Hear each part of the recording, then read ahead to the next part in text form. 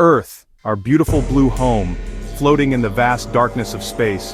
It feels safe, stable. But above us, beyond our skies, countless celestial objects silently drift. Could one of them change everything? Could one of them change everything? An asteroid impact, the stuff of science fiction movies and doomsday theories. But what are the real chances? Is it just fear-mongering? Or could it actually happen?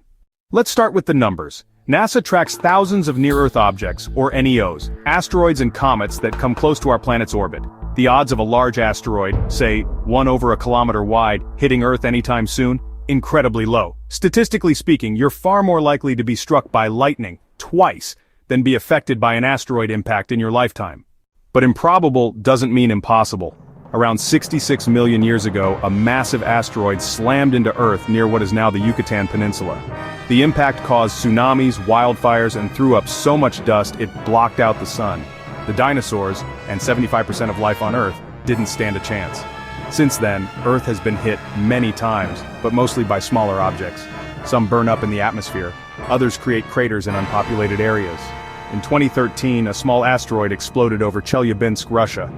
It injured over 1,000 people, mostly from shattered windows. A wake-up call, but still nothing close to extinction level. A wake-up call, but still nothing close to extinction level.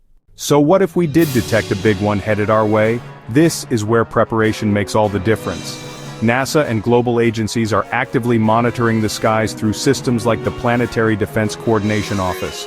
In 2022, NASA's DART mission successfully changed the trajectory of a small asteroid by crashing a spacecraft into it.